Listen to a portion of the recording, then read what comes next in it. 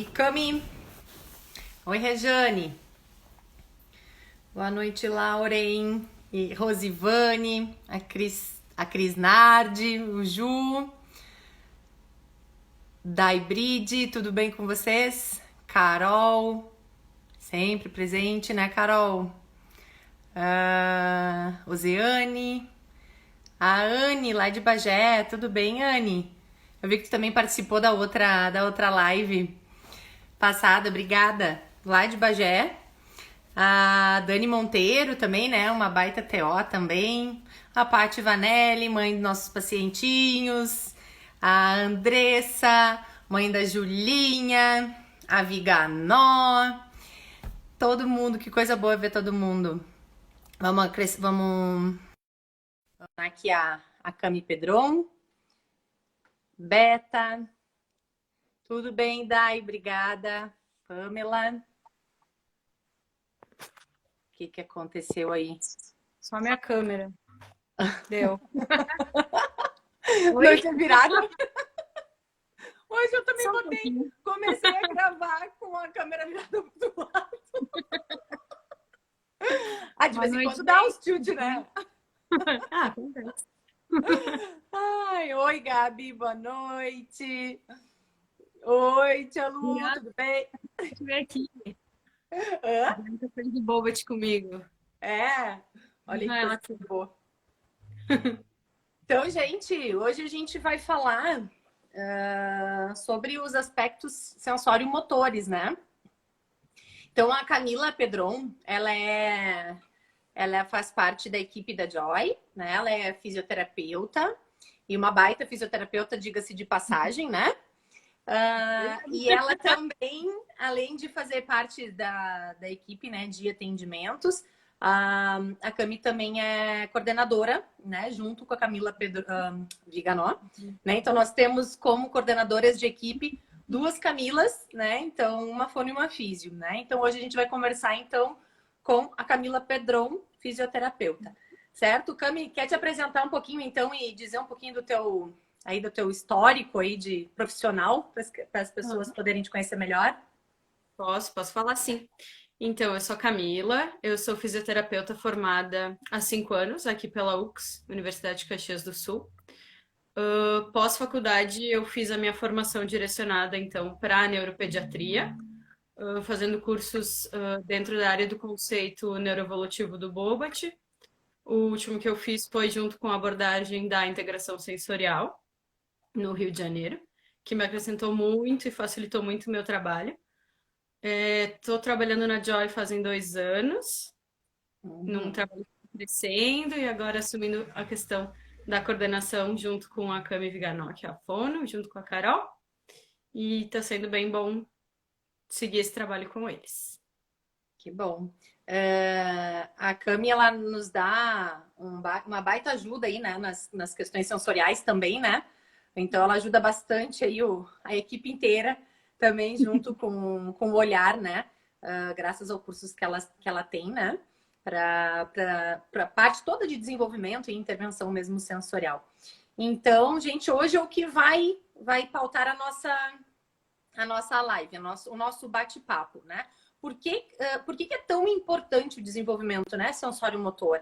Será que os pais ou será que os profissionais que estão intervindo ou que têm filhos menores de 5 anos, por exemplo, né? Que estão ali com 2 aninhos, com 3 aninhos, será que eles têm essa noção da real importância de como é importante um desenvolvimento sensório-motor, né? E o que é isso quando a gente fala, né? Então, hoje a Camila vai estar falando um pouquinho pra gente, certo?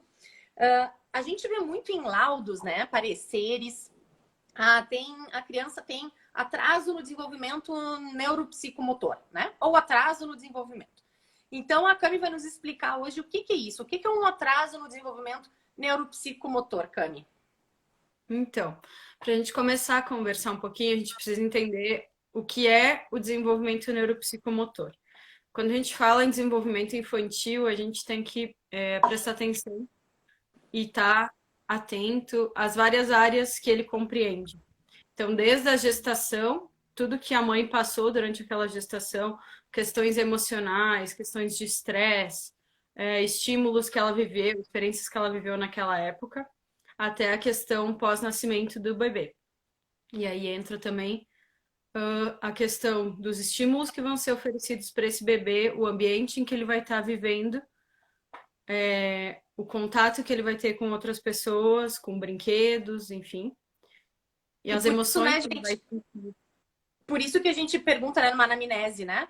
A gente começa lá, como é que foi tua gestação? Né? Como é Uhum. que foi o parto?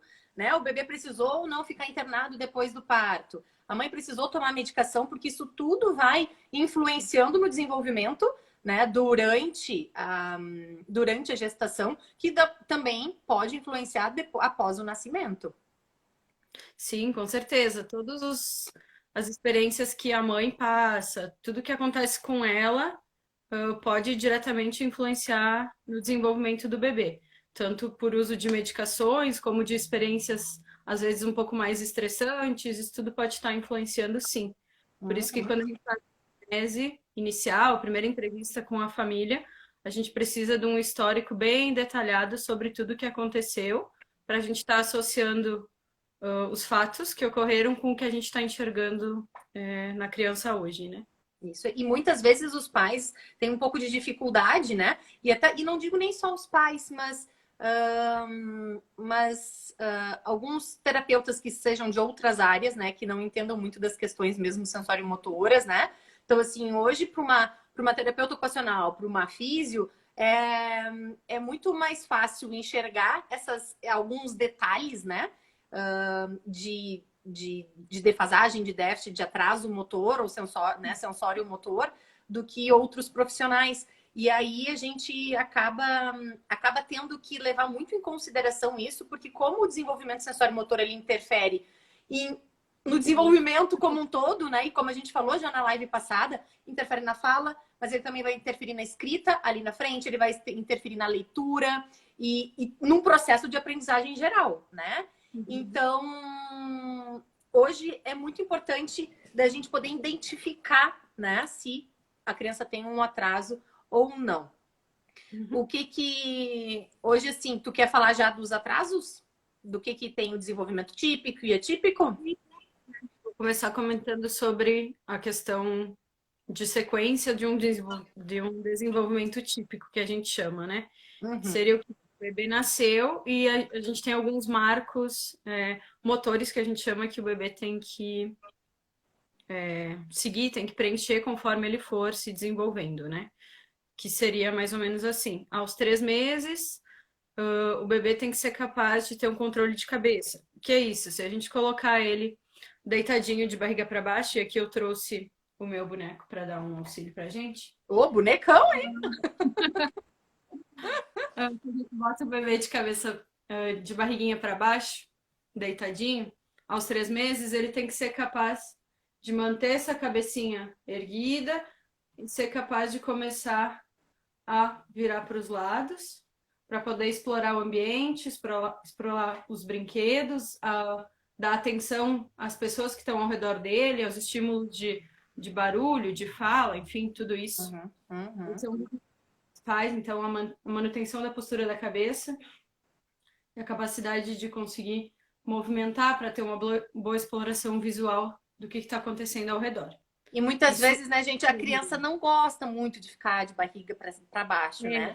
aí entra Então, uma assim, questão bem né? às vezes até complicada para os pais, porque os bebês, alguns não gostam mesmo de ficar de prono, que é a posição de barriga para baixo. E aí os pais acabam deixando pouquinho tempo, a criança chora, vai lá, pega no colo, tá tudo bem. Não Uhum. precisa ficar se tu tá chorando, tu não gosta. Bem pelo contrário, a posição de prono é a principal que a gente precisa para um desenvolvimento muscular, de força, de ganho de posturas para esses bebês conforme eles forem crescendo. Os bebês que não experimentam essa posição desde pequenininhos, ali antes dos 3 meses e depois em sequência, eles vão apresentar dificuldades motoras conforme forem crescendo, sim, principalmente no ganho da extensão, né? Que Uhum. então é esse movimento de levantar a cabeça, depois a própria extensão do tronco para outras posturas mais adiante, como sentar lá pelos 6 meses. Então, a posição do prono, ela é primordial, assim, ela tem que ser, o bebê tem que vivenciar isso para poder dar uma boa sequência no seu desenvolvimento. Uhum. Tanto que tem programas já, principalmente americanos e europeus, de incentivo ao desenvolvimento, que eles chamam o tummy time, que é o tempo que o bebê fica Barriga. na posição prono, né? E o que eles indicam é que esse bebê passe no mínimo, 1 hora do seu dia nessa posição, brincando. Claro Uhum. que 1 hora, se for ver, em 24 é muito pouco, mas se a família consegue dar esse suporte, os cuidadores, enfim, colocar a criança para brincar nessa posição, sentar ali junto, dar um estímulo, mostrar um brinquedo, botar uma música, fazer coisas diferentes, a criança vai adaptando e, por consequência, esse tempo de tolerância dele na posição vai sendo maior também. E tem essa questão também, né, de poder até inicialmente, e tem que, como cada bebê é um bebê, dos pais poderem estimular isso estando junto também, né? E não simplesmente deixar o bebê de barriga para baixo e fazer outras coisas, né? Então, ele tá ali, a gente tem que se dar conta que ele tá aprendendo uma nova habilidade que é muito importante para todas as outras que vão vir, né? A seguir. Então, é muito importante de ter essa participação dos pais junto, porque ali vocês já vão estar conseguindo estimular também outras questões sensoriais, né? Assim como a questão visual, que hoje é um dos últimos sistemas, é o último sistema ali a poder se desenvolver, né? Então, enquanto o tato, o olfato, ele já se desenvolve lá na gestação, o visual, ele está se desenvolvendo depois dessa gestação, né? Então, é muito importante que toda essa parte postural e visual também seja estimulada. Uhum. Então, é preciso que o bebê nasceu, pai, mãe, enfim, foram para casa com esse bebê, vão começar a brincar com ele. Já pode botar de barriga para baixo desde que o bebê é pequenininho, na primeira semana de vida, segunda, pode começar a botar. Vai Uhum. botando um pouquinho de tempo, bota 10 minutos, depois vai aumentando para 20, assim vai E indo. Mas senta com esse bebê, fica pertinho, conversa, estimula, mostra diferentes brinquedos, chama a atenção do bebê para os diferentes lados, né? Na frente do bebê, do lado, do outro lado, para fazer com que ele vá fazendo esse movimento de cabeça. Isso também vai ativando a questão do sistema proprioceptivo vestibular também, para a Bia, diferentes. isso aí. A Bia comentou ali que o bebê dela gritava demais quando ela botava, né, em prono, né, de barriguinha para baixo. Mas é isso aí, Bia. Não tem problema. As crianças mesmo não gostam, tá? Porque é uma posição onde elas têm que começar a fazer todo o fortalecimento dessa musculatura, né? Então, extensora. Então, eles, né? Eles não estão acostumados. Imagina, há pouquinho tempo eles já estavam ali ela estava, né? O teu filho estava ali dentro da tua barriga, tranquilinho, né? E aí daqui a pouco nasceu, e aí daqui a pouco vai ter que começar a ficar de barriga para baixo fazendo força, né? Então, isso é normal, tá? Tu escreveu que ele tem 10 meses. Mas ele tem algum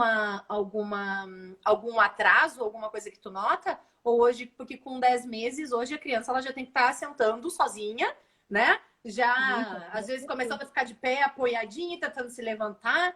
Então, assim, a questão do ficar de barriga para baixo, ela é importante justamente para fortalecer e desenvolver esse controle do pescoço, né? Para depois ir ajudando nas outras posturas. Só nos diz, então, nos informa aí se o teu bebê hoje tá tudo ok com ele ou se ele tem algum atraso, por favor. Sim. Também como a Laura Rodrigues, que é física, comentou ali, quando a gente bota um bebê muito pequenininho, recém-nascido, de barriga para baixo, os pais podem ter medo que o bebê sufoque. Não vai Uhum. sufocar. E tem uma reação de proteção que a gente chama de liberação das vias aéreas. Então, tu bota o bebezinho de barriga para baixo e ele automaticamente libera o narizinho para poder respirar. Então, bem tranquilo quanto a isso, não precisam se assustar. E isso a gente tem que ver também se o bebê não tem nenhum tipo de lesão neurológica, né? Porque às vezes tem alguns bebês que nascem com uma lesão neurológica, né? E que podem não ter este reflexo, né? De evitar o sufocamento, né? Então, os pais por isso que os pais têm que ir acompanhando, né? Para poder estar por dentro. E a Bia respondeu que não, que ela está ótima e que agora ela adora levantar e andar no andador. Então tá perfeito, não precisa mais. Que coisa boa, Bia. Um cuidado, Bia, que tipo de andador tu usa? Porque os andadores não são indicados para os bebês em função que pode causar um encurtamento da musculatura posterior de panturrilha e acostumar o bebê a caminhar na ponta do pé. Então a gente tem que ter um pouco de cautela quando se fala em andador. Fora os acidentes, né? Que no fim os andadores eles acabaram sendo, eu acho que até proibido a venda, né? De andadores porque a criança caía muito, né? Então tinham muitos traumatismos crânioencefálicos, então que é da criança, como a cabeça da criança, logo ali nos primeiros 2 anos é a parte mais pesada que tem, né? Então ela não tem muito controle. Então sempre a criança vai cair, ela emborca de cabeça, né? E o andador então acabava ocasionando muito desses traumatismos encefálicos, justamente por isso, porque às vezes a criança estava ali andando, daqui a pouco tropeça, passa por algum obstáculo, alguma coisa assim que trave a rodinha, e às vezes, dependendo da criança, caía e fazia uma lesão na cabeça. Então, por isso que os andadores foram proibidos, né? Ela colocou ali que é tipo andador de idoso. Isso. Sim, então tá tranquilo. Esse tipo Tá. a gente até usa também em terapia com as crianças que estão começando o processo de caminhar sozinhos. Então, Ótimo. outra coisa que a posição de prono facilita para o bebê é a questão de liberação do membro superior, então do bracinho, para poder alcançar brinquedos depois, conforme for passando a idade até chegar aos 6 meses. Então o bebê consegue manter essa posição deitadinho, com o braço apoiado. Aos poucos ele libera o peso para um dos lados para conseguir pegar um brinquedo lá na frente, volta e alterna, faz a mesma coisa do outro lado. E vai transferindo o peso de um lado para o outro. Essa transferência de peso no corpo é o que vai gerar ganho de força, de movimento e já é um estímulo proprioceptivo também que vai estar facilitando o desenvolvimento de outros movimentos conforme essa criança for crescendo. Isso aí. Passando então um pouquinho mais adiante, quando o bebê tem 6 meses, qual é o principal marco motor? É a questão do conseguir sentar sem apoio, né? Então, aí pelos 5 meses o bebê consegue sentar e usa bracinho para se apoiar e manter a postura sentada, né? E lá pelo 6º mês, então, ele já consegue tirar o braço do apoio, brincar aqui na frente e começa devagarinho a fazer rotações, então. E aí, liberando esses braços, ele tem que manter uma força muito grande de coluna, na extensão da coluna, para manter essa postura, de cabeça, para poder controlar aqui. E se é uma criança que chega nessa idade e ainda não consegue segurar essa cabeça, a cabeça fica pendendo, é um dos sinais que a gente tem que estar atento para atraso, né? Um possível atraso motor aí, que os pais podem estar observando, então. Então, lembrem, né, gente, que assim, ó, com 3 meses a criança tá fazendo esse controle da cabeça, né? Ele já tá aprendendo a mexer a cabeça, sustentar a cabeça. Então, lá com entre 6 e 8 meses, a criança vai estar aprendendo e vai estar desenvolvendo o sentar sem apoio, né? E aí é onde já começa a liberar muito dos bracinhos também, né? Então, a criança ela vai aos pouquinhos ganhando um pouco mais de independência, né? E de qualidade de movimento também, né? Então, é muito importante esses marcos, porque tem quando se tem alguma lesão neurológica, a gente às vezes costuma receber algumas crianças, alguns pacientes que demoraram muito para identificar, né? Então, assim, ele era um bebê quietinho, eu percebi que era um bebê molinho, eu percebi que ele não conseguia sustentar por muito tempo a cabeça. E aí foi passando esses meses e esse controle de cabeça ainda bem insuficiente, né? Porque a gente diz que o controle da cabeça do bebê ele está incompleto quando ele não consegue manter, né? Então, quando ele sobe, ele mantém, daqui a pouco ele mantém por um tempo e daqui a pouco ele começa a cair de novo, né? Seja para frente, para o lado. Então, isso não quer dizer que o controle de cabeça dele está completo, né? Então, o bebê, nessa idade, ele já tem que ter um controle completo de cervical, de pescoço, né? E para ele poder desenvolver o sentar. E aí, se a gente está falando em habilidades, a gente está falando de uma sequência de habilidades que essa criança tem que desenvolver, até, por exemplo, caminhar, né? Então, a gente não costuma, a criança não vai sentar sem apoio se ela não segurar a cabeça, né? Então, ela não vai caminhar sozinha se ela não tem controle de tronco, né? E muito menos de cabeça, né? Então, isso tudo que os pais têm que ficar antenados, né? Nesses marcos do desenvolvimento inicial, porque eles são fundamentais ali para os próximos. Exato, toda conquista de movimento é pré-requisito para a próxima etapa, como tu Exatamente. falou. E um dos sinais também que os pais têm que estar de olho é um bebê ali na fase do 0 aos 3 meses, principalmente chegando próximo aos 3 meses, um bebê que fica de barriga para cima, mas apresenta pouca variedade de movimento. Uhum. Praticamente não se mexe. Só traz uma mão na boca, sempre o mesmo lado, pega o brinquedo só com uma das mãos, bota na boca, não faz muito movimento de cabeça para os lados, não Não movimenta balbucia muito, né? É um bebê mais um quietinho, inclusive. pouquinho, paradinho. Isso tem que ficar de olho, porque não é o esperado para essa fase. Para essa fase dos 3 meses, a gente espera um bebê ativo, que está se mexendo, que está com aquelas perninhas que não param, vai e vem, Uhum. mexe mão, pega o brinquedo, né? Isso aí. Olha para o brinquedo quando pega na mão, presta atenção naquilo. Então tem Uhum. que, são coisas que a gente tem que ficar de olho. Isso aí. Depois do controle, então, de tronco, Cami. Bom, depois que o bebê, então, passou dos 6 meses até a fase dos 9 meses. Então, o bebê já está sentando sozinho, já é capaz de pegar os brinquedos, explorar com as duas mãos.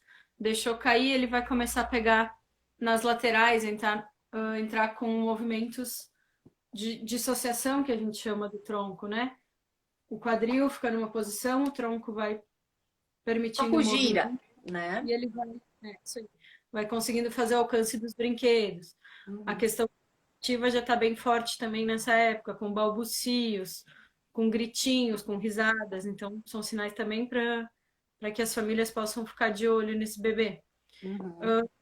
Essa, quando começar com essa questão dos giros de tronco, o bebê vai poder rolar quando estiver de barriga para baixo, rolar de barriga para cima e vice-versa.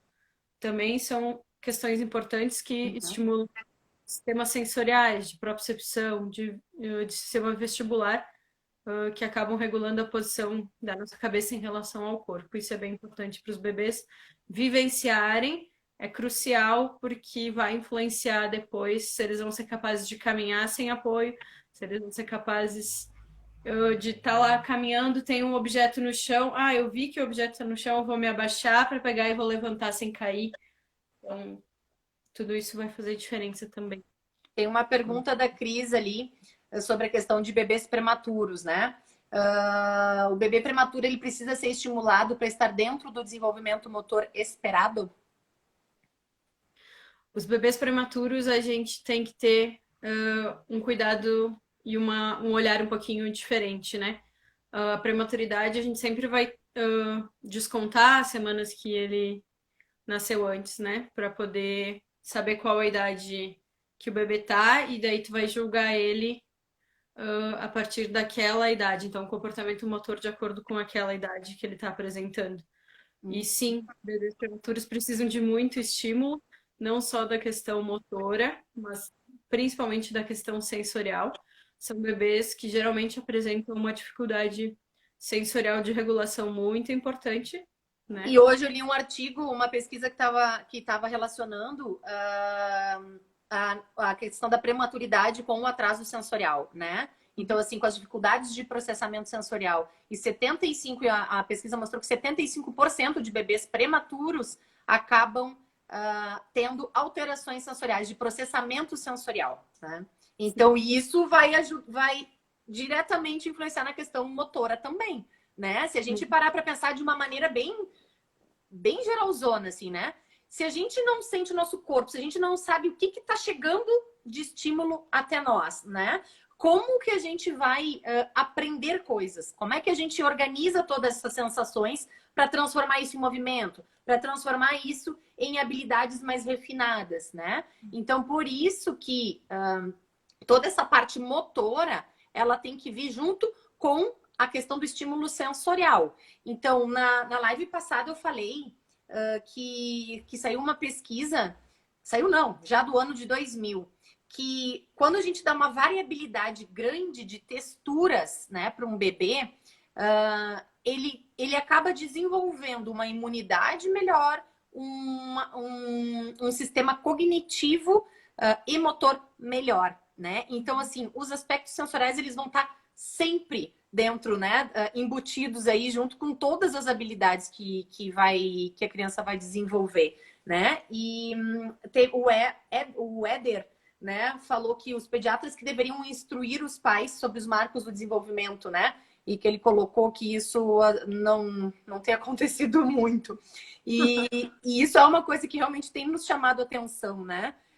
Que os pediatras algumas vezes chega pra gente assim um atraso já muito grande, né? Motor, sensorial, de fala, aonde isso não foi visto, né? Ou a gente entra de novo naquela velha questão de que, cada um tem seu tempo, fica tranquilo, né? Então, mais uma vez, gente, a gente está aqui batendo na questão de que atraso, quando ele é identificado, o ideal é que se entre com intervenção no início, logo que ele foi identificado, né? Não adianta esperar que alguma coisa aconteça, porque depois a porcentagem de crianças que acabaram saindo de um atraso, vamos botar assim, né? Que emparelhou ali as habilidades, ele é baixo, né? Então, assim, enquanto pais, é muito complicado a gente arriscar para a gente ver se o nosso filho vai ser uma exceção ou não, né? Porque, exatamente, né? Então, assim, se a gente entrar com uma intervenção precoce, né? E hoje a Cami, ela é especialista em intervenção precoce, né? Ela sabe muito bem quais são os resultados que isso acarreta no desenvolvimento, né? Essa é uma das brigas que a Físio tem com relação à postura de alguns pediatras quanto ao desenvolvimento infantil. A gente recebe muito paciente que vem com atraso, por exemplo, com 10 meses, com 1 aninho, 1 ano e 3, com atrasos que já deveriam estar aparecendo aos 4 meses, aos 3 meses, só que os pediatras não deram o devido A devida olhar. importância, às vezes, eu acho, né? Não sei. E aí os pais às vezes também não percebem, porque não é uma coisa que é tão divulgada e tão falada sobre os marcos exatos, enfim. E aí está gerando uma perda de tempo muito grande para a criança, porque a gente sabe que o bebê, do nascimento até mais ou menos ali aos 2 anos, 3 anos de idade, é onde o cérebro e as conexões neurais vão estar todo vapor. Então, vai estar fazendo muita conexão nova e com a capacidade de aprendizado muito grande, né? Então, se a gente perde um pouco dessa janela de superestimulação, já atrasa outras habilidades mais adiante também. A Osiane disse, né, que o pediatra diz, né, que todos têm seu tempo, né? Todos têm seu tempo dentro de uma maturação neurológica. E hoje, a maturação neurológica chega para todos, né? Ou não. Então, assim, Mas tem essa precisa. E aí, quando não chega, é que é o problema. Então, não dá pra gente. Não tá fazendo hoje. Não, vou esperar mais 1, 2 meses. Na próxima consulta, a gente vê. Daqui a meio ano, na próxima consulta, a gente vê. Não, gente, pelo amor de Deus, o filho de vocês perdeu 6 meses de intervenção. Em 6 meses, ele já poderia ter corrigido ou melhorado muito, avançado muito nessa habilidade, né? E aí Não tinha um outro ali? Bom, o Éder colocou ali, né, que infelizmente essa questão não estava, essa questão dos pediatras poderem se posicionar frente a isso, né? E não estava, acaba não acontecendo. Mas por isso, gente, que hoje e eu acho que cada vez mais os pais estão mais ligados, assim, né, nessas coisas. Teve outra pessoa ali que tá botando, que colocou, né, a Bia, trocou de pediatra, né? Porque ela mal olhava para a filha dela. Então, assim, hoje um pediatra, mas ele tem que despir a criança dos pés à cabeça e ver como é que tá, e ver se tá rolando, e ver se tá sentando, e ver se tá, né? Porque é isso, um bebê que não tem outros tipos de problemas, é isso que ele tem que estar fazendo, é essa avaliação que tem que estar sendo feita. Como é que tá esses marcos do desenvolvimento, né? Então, só que hoje muitos pais acabam trocando ou acabam mesmo identificando, porque hoje a internet ela possibilita muita informação, assim como muita informação duvidosa ou, né, muita informação de ótima qualidade, né? Então, hoje facilita muito isso. E quando as crianças chegam para a gente na clínica, para terapia, muitas vezes é porque os pais sempre desconfiaram, sempre tinha alguma coisa que incomodava, sempre tinha alguma coisa que não fechava, e o pediatra sempre dizendo que estava tudo bem, que vamos esperar, que vamos. Sempre, gente, é a mesma história que a gente escuta, né? Então, assim, hoje, com um monte de pesquisa que se tem, né? Cada vez mais relacionadas à questão do desenvolvimento, do estudo da plasticidade cerebral, do desenvolvimento infantil, né? A gente, os médicos têm que entender que essa de cada um tem seu tempo e esperar que esse tempo chegue não existe mais. Foi-se o tempo que isso era aceitável, né? Então, assim, hoje a gente tem uma janela de desenvolvimento para cada habilidade. Se isso não acontecer dentro dessa janela de habilidade, corre para fazer uma avaliação, porque está começando um atraso no desenvolvimento e ele tem que ser olhado. Agora, relacionando um pouquinho, Carol, o que a gente falou antes, das etapas que o bebê precisa cumprir e que, se não cumprir, pode estar influenciando em comportamentos motores que exigem mais habilidade, como tu falou, do escrever, às vezes o próprio movimento de pinça, de pegar objetos pequenos.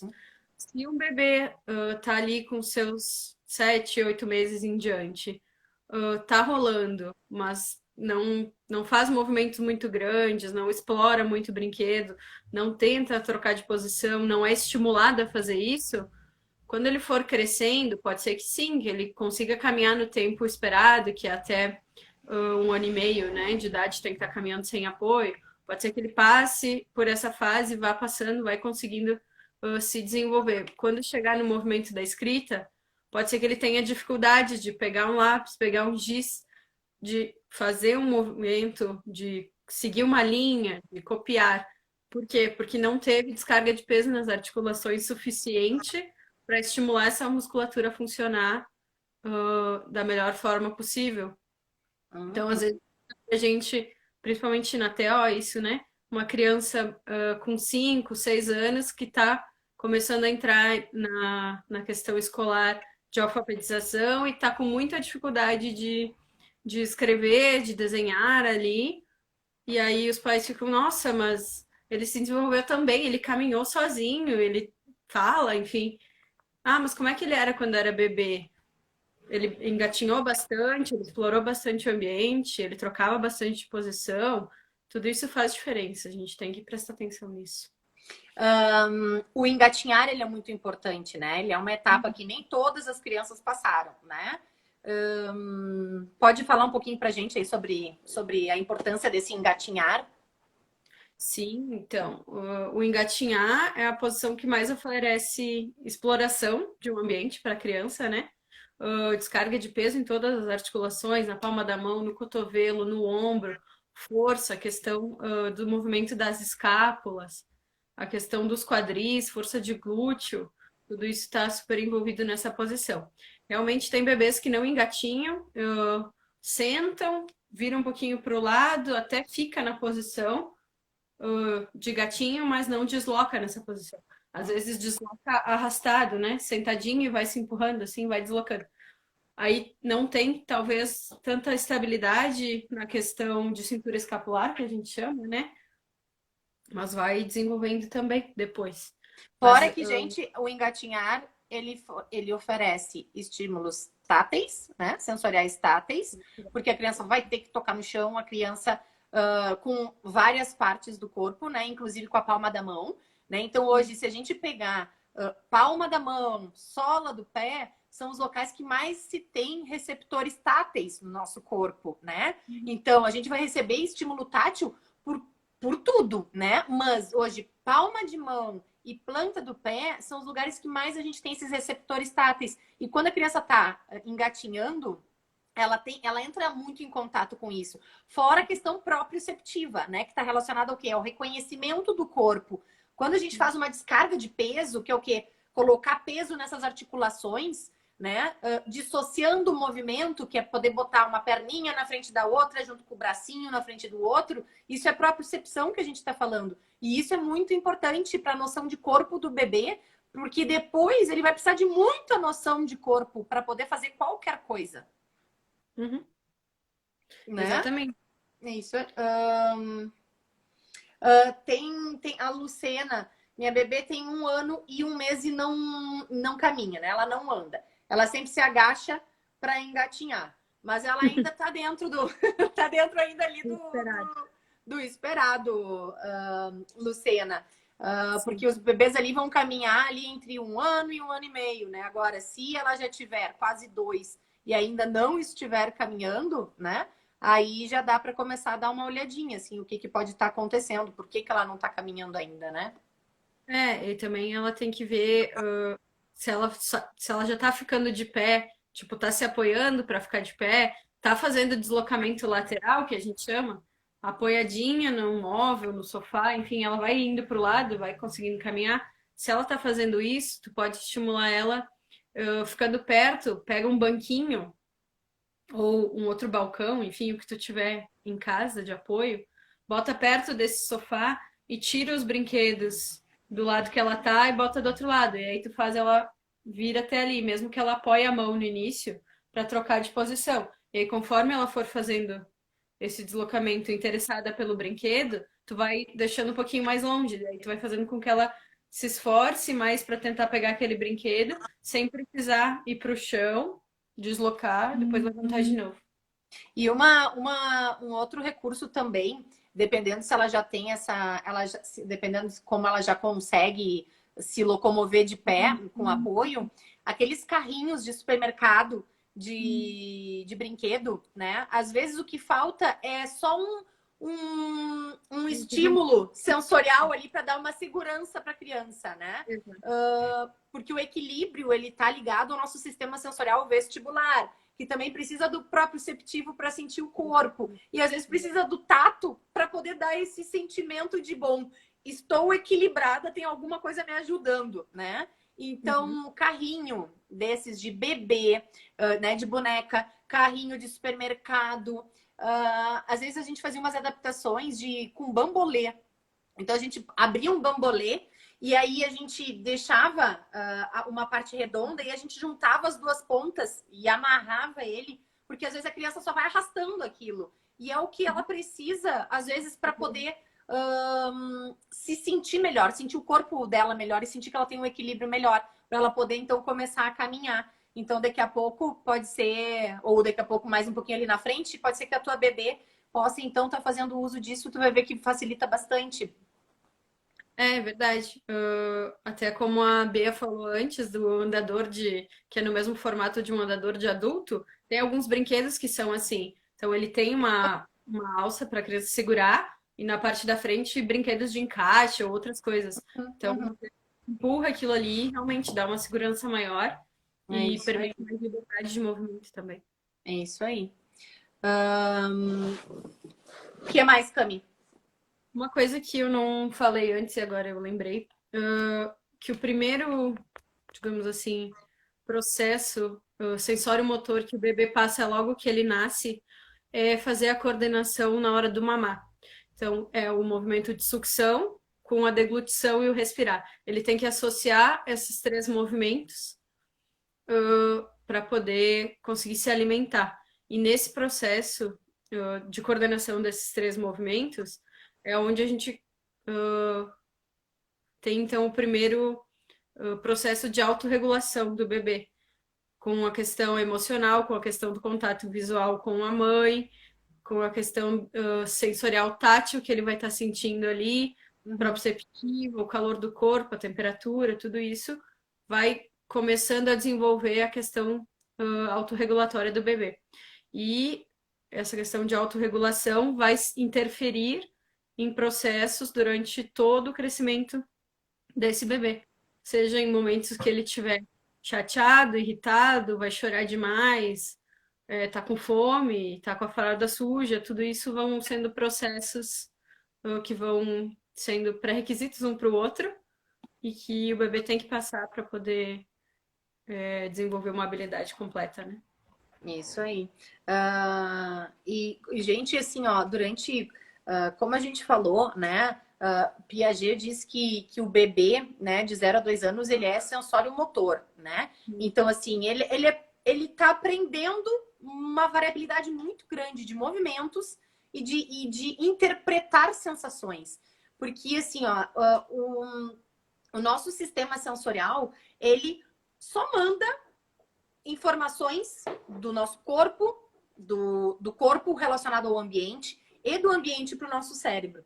Lá vai ser o cérebro que vai organizar todas essas informações, vai interpretar essas informações e vai mandar para o corpo uma resposta que seria vamos botar assim, uma identificação correta e como agir, né? Que é a resposta adaptativa que a gente chama. Então a criança está aprendendo. Só fazendo um plus no teu comentário. É chave principal a questão das respostas adaptativas. É aí que entra a questão de dificuldades, muitas vezes, no processamento sensorial, que são as desordens do processamento sensorial, que a gente chama. Recebe um estímulo do ambiente, seja ele visual, auditivo, de tátil, de propriocepção, e ela entra o processo de autorregulação porque ela recebe esse estímulo, o cérebro vai processar e ela tem que dar uma resposta. E muitas crianças respondem de uma forma muito exagerada, com choro, com aversão, e outras não respondem nada, que são as que são hiporresponsivas, né, que a gente chama. Então, só adicionando ao que tu estava falando. Um comentário ali da Físio Laura, né? Que é por isso que a criança, ela deve ficar no chão, né? Ela deve ter espaço, ela deve ter acesso a brinquedos, né? Porque ela precisa se movimentar, ela precisa sentir, né? E aí essas respostas adaptativas, elas vão se transformando em aprendizagem, em habilidades, né? Conforme toda essa aprendizagem sensorial ela vai se dando. E é por isso que quando a gente fala em processamento sensorial, a gente está falando de uma organização dessa interpretação. Porque se não existisse o processamento sensorial, a gente seria só um corpo cheio de estímulos, sem conseguir identificar, sem conseguir saber o que é, né? Então é o processamento sensorial que organiza todas essas informações, né? E por isso que a gente tem o processamento de todos os 5 sentidos, né? Que todo mundo já conhece, né? Que a gente estuda lá na escola. Mas além disso, a gente tem o processamento proprioceptivo e o processamento vestibular, que junto com o tato aí a gente fala que tem a base sensorial, né? Essa base sensorial, ela é a base para todas as aprendizagens que vêm depois. Por isso que é muito importante esses estímulos sensoriais junto com estímulos motores para que a criança possa explorar e aprender a lidar com tudo isso. Tem pesquisas que já dizem que a genética de um bebê, ela é responsável por 20% do seu desenvolvimento. Pode acontecer com esse bebê conforme ele for crescendo. Mas 80% do desenvolvimento é baseado na questão de estímulos que ele vai receber e da relação que ele tem com o seu ambiente. Então, como a Laura falou, a físio ali, que o bebê precisa ficar no chão Ele precisa brincar no chão. Não é sentado num carrinho vendo TV que o bebê vai aprender alguma coisa. Não é o tempo todo enroladinho numa coberta ou no colo de alguém que ele vai estar se desenvolvendo. Ele precisa de espaço, ele precisa aprender a se mexer, a buscar as coisas que ele quer, que ele acha interessante, a descobrir novos barulhos, a descobrir novas posições. O bebê precisa disso. Aqui, na Serra, a gente tem um pouco de dificuldade com isso porque é muito frio, né? E os pais não querem botar as crianças no chão. Mas bota uma coberta, duas, três cobertas que for, mas bota essa Tatamezinho, criança tapete, né? Tem várias opções aí para poder. em cima da cama. Geralmente não é seguro porque as crianças começam a se mexer, daqui a pouco estão aprendendo a rolar, podem acontecer acidentes, né? Então o ideal é que seja no chão mesmo. E tem a Adriana, tá falando que a filha dela tem problema neurológico e tem o lado direito do corpo comprometido, né? Então ela deve ter uma hemiparesia direita aí, né? Ela tem 4 anos e ainda não anda. Ela faz fisioterapia e psicomotricidade. Gostaria de sugestões de estimulação. Adriana, claro que as terapeutas da tua filha, né? Já devem ter identificado, né, quais são os impeditivos, vamos botar assim, né, dela não estar caminhando. Então, daqui a pouco ela pode ter um tônus muito alto, ela pode ter um atraso no desenvolvimento, onde daqui a pouco a gente não sabe se ela já senta sozinha, se ela já consegue ficar de pé, se ela já consegue fazer descarga de peso, né? Então, tudo isso são pré-requisitos. E esse sistema sensorial, como é que tá, né? Então, tudo isso são pré-requisitos para que ela possa vir a caminhar, né? Então, a gente tem que ver ali aonde que ela está dentro da escala de desenvolvimento motor, né? Aonde que ela se encontra, para que depois disso possa ser estimulado a aquisição dessas habilidades que ainda não aconteceram, né? E que não estão fazendo o caminhar, né? A marcha acontecer, certo? Dentro disso também a gente tem que pensar que sempre um estímulo sensorial vai desencadear uma resposta motora. Uhum. Sempre. Então, ou a criança vai estar sendo direcionada pelo visual, então ela enxerga alguma coisa, e se aquela coisa for para aquele lado, ela vai virar, então ela vai se mexer, ou ela vai tentar pegar, ou ela escuta, ou ela sente um cheiro, ou ela encosta em alguma coisa diferente.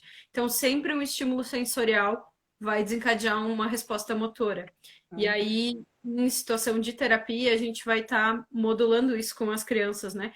Promovendo manuseios, promovendo posicionamentos que vão desencadear uma resposta nessa criança. É isso que a gente busca. Não é fazer por ela, é tentar mostrar o melhor caminho para que aquele movimento aconteça. É Isso, facilitação do movimento, né? Que é a isso aí. base do que o Bobat trabalha, por exemplo. E se ela não faz TO também, eu acho que seria uma ótima opção, tá? Ela começar a fazer TO, justamente para que tanto essas habilidades motoras quanto sensoriais elas possam ser vistas, né? E ela poder entrar em equipe junto para poder contribuir com um olhar diferente, né? Mas que vai somar com o da físio e com o da psicomotricidade, que são também muito importantes, tá? Cami, fala pra gente assim, ó. A gente escuta falar muito de red flags, né? Uhum. O que são os red flags? Fala pra gente. Que às vezes os pais estão ali pesquisando coisas no Google, né? E aparecem os red flags. O que são? Então, os red flags são os famosos sinais de alerta vermelho, em tradução literal, né? Que a gente tem que estar de olho no desenvolvimento dessa criança. Então, são os sinais que ficam mais aparentes e que são os mais importantes para significar que aquela criança está com alguma dificuldade, está com algum atraso nesse sentido, né? Então, como a gente falou antes, do 0 aos 3 meses, o principal sinal de alerta é a pouca variação de movimento desse bebê. É uma dificuldade ou uma rigidez de movimentação nas perninhas. Uhum. E a questão de estar usando só uma mãozinha, usar sempre o mesmo lado, ter preferência por usar um lado. Então, do 0 aos 3 meses, é nisso que a gente tem que prestar mais atenção, né? Quando a gente está falando, então, do bebê maiorzinho, dos 3 aos 6 meses, se esse uso de um lado só, de uma mãozinha só, continua, ele só brinca com aquela mão, só leva aquela mão para a boca, sempre da mesma forma. tu oferece algum brinquedo para a criança pegar, ele tenta, mas não consegue pegar. Parece que tem uma rigidez nesse braço, nessa cintura escapular aqui que não deixa a criança alcançar o brinquedo, então a gente tem que prestar atenção nisso. Se o bebê só se movimenta de um lado, então tá deitadinho e só, por exemplo, a perna esquerda e o braço esquerdo que movimenta, o direito tá sempre esticadinho, sempre rígido, mais parado, sempre em contato com o chão. A gente tem que estar prestando atenção nisso. E quando a gente ergue o bebê e bota ele apoiadinho, não tem sustentação de peso nessas pernas. Isso é que a gente tem que ficar de olho no bebê próximo dos 6 meses. Isso aí. Quando a gente está falando dos bebês maiorzinhos, então dos 6 aos 9 10 meses, minutos, Cami. 8, inclusive. dos bebês maiores, então de 6 meses, vamos colocar assim, até um aninho, né? Bebês que não conseguem levantar a cabeça quando estão sentados, não fica sentado sozinho, não consegue olhar para os lados, interagir com o ambiente, precisa da ajuda de alguém ou está apoiado em algum lugar para ficar sentado, é um sinal de que está atrasado. Bebê que não caminha sozinho ainda, depois de um aninho ali, até um ano e meio, né? Ou tem pouco equilíbrio, tá sempre caindo, caminha na ponta dos pés, sempre. É um sinal para a gente ficar de olho também. E junto com as questões sensoriais que a gente tem que observar, né? Um bebê que chora muito, que tem muita dificuldade para dormir, que não tolera uma alimentação, que fica muito irritado, ou isso daí mais para um bebê que é hiperresponsivo, que a gente chama, que até a Amanda questionou ali antes sobre bebês que buscam muito estímulo e os que não buscam nada. E aí tem o contrário disso, que são os bebês muito paradinhos, que do jeito que tu botar, eles ficam. Eles até podem sorrir, interagir contigo, mas com os brinquedos é pouca resposta que eles mostram. Ficam muito quietinhos, quase não trocam de posição. Tudo isso a gente tem que ficar de olho e procurar se informar com o pediatra, enfim, ou também com a físio, porque fisioterapeuta também é profissional de primeiro contato, que a gente chama, então os pais podem estar entrando em contato com a gente diretamente para fazer uma avaliação, para tirar dúvida, sem precisar passar por um encaminhamento médico, né? Claro que se der a continuidade de um tratamento que for feito pelo convênio, daí sim a gente vai precisar de uma autorização médica para isso, em função das guias e tal. Mas se não for por isso, se for para tirar dúvidas, se for para fazer uma avaliação, pode procurar diretamente o físio, sim, não precisa passar pelo médico. E Cami, agora faltam 5 minutos. O que que tu acha da gente poder, quarta-feira, né? Se tu puder fazer a continuação, da gente focada aí na parte sensorial, né?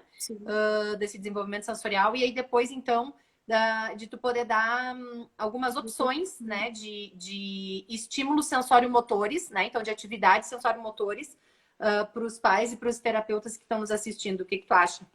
Sim, com certeza. Podemos fazer. Vamos? Então tá, gente. A gente vai estar. Uma dica aqui, antes de tu encerrar, que os pais, enfim, cuidadores, familiares que estão assistindo a gente, entrem no site Primeiros 1000 Dias de Vida.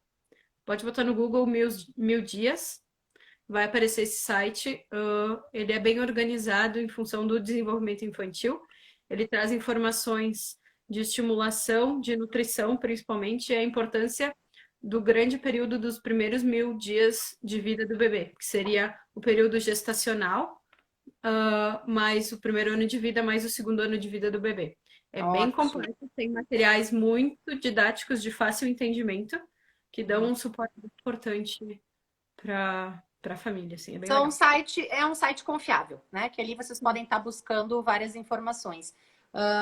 Então, gente, assim, ó, quarta-feira que vem, a gente vai estar voltando então com a Camila para ela poder então conseguir focar nos aspectos sensoriais, né, no desenvolvimento desses sistemas e em atividades que possam estar sendo feitas, né, para poder estimular essa parte sensório-motora, né? A gente vai daí, então, no domingo, ter a live Óleos Essenciais Funcionam para Crianças com Autismo? Então, com a Cristiane Nardi. E aí a gente vai estar falando, então, sobre o que são óleos essenciais, como é que eles funcionam, será que eles funcionam para crianças com autismo, no que eles costumam ajudar, né? E aí a gente vai ter alguns depoimentos de alguns pais também, né? Para poder compartilhar com vocês. Nossos vídeos a gente já tá com 3 vídeos no YouTube, então, de 3 lives, né, que a gente já fez. Todos eles vão estar sendo disponibilizados no YouTube, no nosso canal. Então, é só entrar no YouTube lá, Joy Espaço de Desenvolvimento Infantil, que vocês vão ter acesso às lives passadas e daqui a pouquinho essas da Camila também, tá? Então, a gente tá colocando tudo ali aos pouquinhos.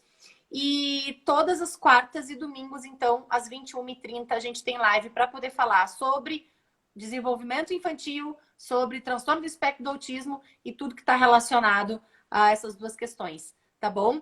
Cami, muito obrigada por ter participado, então, hoje. Obrigada, Carol. Foi muito legal. Estou ansiosa porque tem bastante coisa para a gente falar Tem, e né? mostrar aqui nas atividades. E só Sim. respondendo que perguntou o que é os primeiros 1000 dias de vida. Pode botar no Google que tu vai encontrar o site. É bem tranquilo. É isso aí. Tá, gente? Então, muito obrigada por terem participado com a gente. Na quarta-feira, então, a gente volta com a Cami para focar, então, nos aspectos sensoriais e de como a gente pode estar estimulando as questões todas sensório-motoras. Tá bom?